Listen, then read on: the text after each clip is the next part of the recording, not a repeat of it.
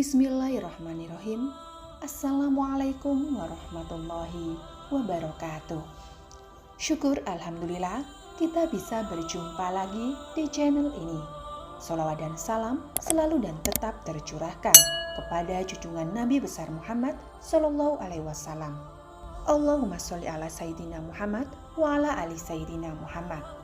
Harapan dan doa saya, semoga saudaraku semuanya selalu diberikan kesehatan, dilapangkan rezekinya, diampuni dosa-dosanya, dan dipanjangkan umurnya. Amin amin ya rabbal alamin.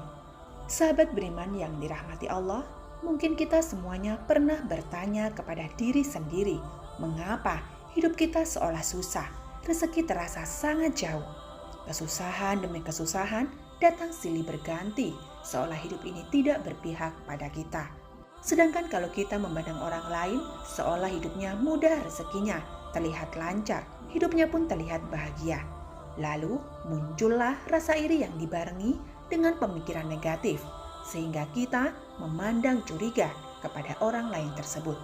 Dengan beranggapan, jangan-jangan uang yang dihasilkan dari hasil korupsi. Jangan-jangan dia dapat uang dari hasil menipu orang lain. Atau jangan-jangan dia malah bersekutu dengan jin pesugihan dan masih banyak yang lainnya. Hilangkan sifat iri dalam diri dan mari bersama-sama kita mengkoreksi diri masing-masing untuk mengetahui apakah kesusahan demi kesusahan yang datang kepada kita termasuk kurang lancarnya rezeki yang datang kepada kita karena ulah kita sendiri. Padahal kita tahu Allah Subhanahu wa Ta'ala tidak akan menganiaya hambanya. Allah Subhanahu wa Ta'ala senantiasa mempermudah jalan hambanya.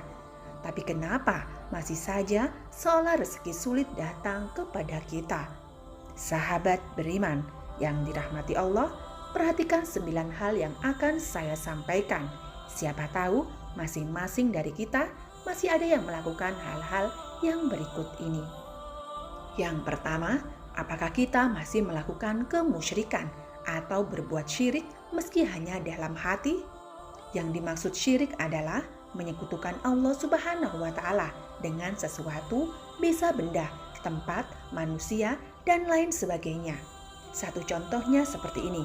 Kita percaya bahwa rezeki yang datang kepada kita adalah karena kita mempunyai benda keramat yang mempunyai petuah mendatangkan rezeki.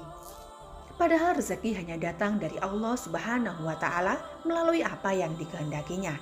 Apabila rezeki datang melalui seseorang, berterima kasihlah kepada Allah Ta'ala dan bersyukurlah kita dipertemukan oleh Allah Ta'ala dengan orang tersebut dan bukan beranggapan yang memberikan rezeki adalah si fulan. Kalau tidak karena si fulan, saya tidak bisa apa-apa. Jadi, jangan seolah-olah memuja-muja si fulan yang mampu memberikan rezeki kepada kita semuanya. Berterima kasih boleh-boleh saja, asal tidak terlalu berlebihan. Yang kedua, perhatikan sholat kita. Misalnya, sekarang kita hanya mengerjakan sholat 3 waktu. Mulailah melengkapi menjadi 5 waktu. Misalkan masih malas, paling tidak tambah 1 waktu. Kemudian di hari berikutnya, tambah 1 waktu lagi. Dan jika sudah lengkap, pertahankan dengan cara bersegeralah menunaikan kewajiban sholat saat terdengar panggilan azan. Hindari untuk menunda, karena disinilah awal sholat kita akan kembali seperti semula.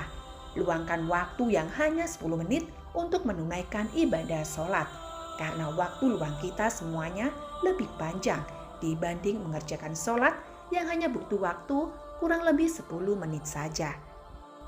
Lalu yang ketiga, hindari sebisa mungkin menyakiti hati orang tua kita. Apabila kita pernah berbuat salah atau mengucapkan perkataan yang menyakiti orang tua, mulai sekarang bangunlah dan meminta maaf kepada kedua orang tua kita. Karena ridho Allah Subhanahu wa Ta'ala ada pada ridho orang tua. Lalu bagaimana kalau orang tua kita sudah meninggal, sedangkan kita pernah menyakiti hatinya dan belum sempat meminta maaf? Paling tidak, doakanlah mereka dengan doa yang baik dan meminta maaflah kepada Allah Ta'ala. Karena sesungguhnya Allah Ta'ala maha belas kasih kepada hambanya. Yang keempat, apakah kita memakan harta yang bukan hak kita? Di dalam hal ini sangat luas. Namun saya contohkan yang mudah saja. dari setiap rezeki atau kekayaan yang kita dapat ada hak dari fakir miskin, termasuk anak yatim, yakni 2,5%. Untuk itu, kita sisihkan bagian yang memang menjadikan hak mereka dari penghasilan kita. Lalu bagaimana caranya? Carilah anak yatim piatu atau orang miskin di daerah kita tinggal dan berikan hak-hak mereka. Tidak perlu malu meski yang kita berikan hanya sedikit, karena berawal dari sedikit dengan niat yang tulus.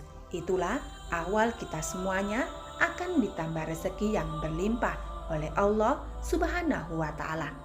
Yang kelima, berdagang dengan tidak jujur. Apabila kita hendak melakukan jual beli, hendaknya tidak mengurangi takaran. Bahkan kalau bisa, lebihkan sedikit takaran dan niatkan untuk bersedekah. Apabila jual beli barang, utarakan barang tersebut sesuai dengan kondisinya. Contoh misalnya, jual beli HP bekas. Jika ada yang rusak, utarakan saja kekurangannya dan berikan dengan harga yang pantas. Ada yang bilang, jujur akan hancur. Tapi perlu diketahui, mungkin kita akan menerima lebih sedikit daripada yang tidak jujur. Tapi yakinlah, kita akan mendapat lebih besar di kemudian hari. Orang yang tidak jujur mungkin akan mendapatkan banyak di awal, akan tetapi setelahnya akan mendapatkan sedikit karena perbuatan yang kurang jujur.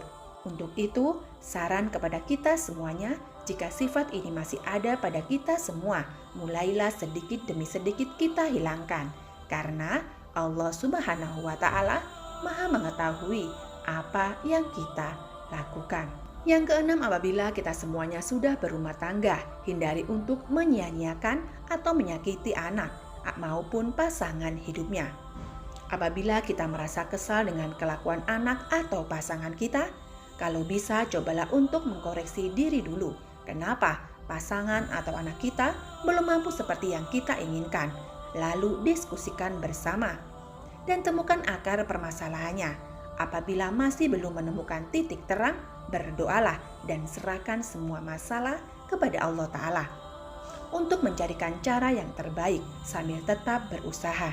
Insya Allah kita semuanya akan ditunjukkan jalan yang terbaik untuk mengurangi masalah, karena sesungguhnya Allah Subhanahu wa Ta'ala adalah sebaik-baiknya pemberi solusi. Bagi yang belum berumah tangga, ini bisa menjadi pelajaran untuk mendapatkan pasangan yang baik nantinya. Yang ketujuh adalah berbohong.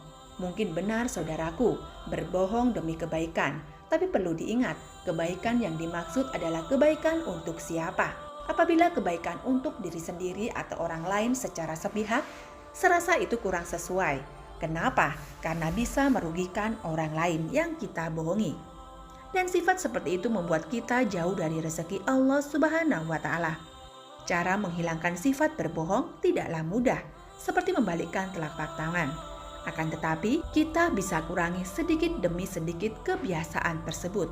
Dan mulailah tanamkan dalam diri kita sifat yang jujur. Meski di awal terasa sangat berat, akan tetapi insya Allah kedepannya hidup kita semuanya akan jauh lebih tenang dan lebih nyaman. Bagi saudaraku yang mendengarkan video ini, bukalah hati dan pikiran saudaraku semuanya. Ketika pasangannya ingin mulai bersikap jujur, hindari urusan yang menyalahkan. Hindari untuk saling menyudutkan. Dukunglah dengan perkataan maupun perbuatan yang baik dan mulailah untuk saling memaafkan. Insya Allah akan mendatangkan rezeki yang luar biasa dari Allah Subhanahu wa Ta'ala. Yang kedelapan, memerintah atau berkuasa dengan sewenang-wenang. Maksudnya adalah apabila sedang menduduki jabatan penting atau menjadi pemimpin dalam rumah tangga, hindari untuk menyalahgunakan kewenangan demi kepentingan pribadi. Kalau dalam jabatan saya contohkan, memudahkan urusan orang lain dalam hal korupsi atau menipu.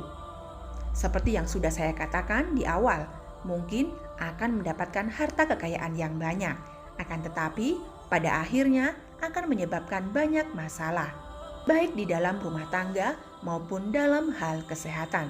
Dan bagi para pemimpin rumah tangga, hindari menyalahgunakan kewenangan dalam keluarga. Misalnya adalah menjadikan pasangan atau anak layaknya pembantu rumah tangga. Perlu diketahui, pasangan maupun anak adalah partner dalam mengarungi samudera kehidupan Untuk itu, libatkanlah mereka dalam memberikan pendapat selama pendapat itu baik dan tidak merugikan orang lain.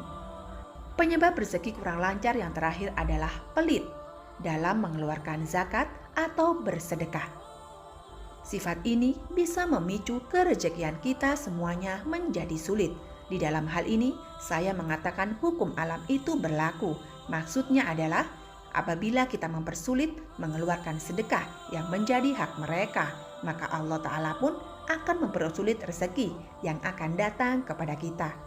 Mungkin ada yang bertanya, katanya Allah Subhanahu wa Ta'ala sangat luas memberikan rezeki. Kenapa kita dipersulit untuk mendapatkan rezekinya? Sebelum bertanya seperti itu, saya minta untuk tanyakan pada diri saudaraku semuanya.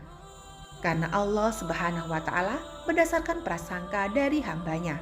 Jika hambanya mempermudah urusan orang lain dalam hal kebaikan, insya Allah Subhanahu wa Ta'ala pun akan mempermudah hambanya keluar dari segala kesulitan.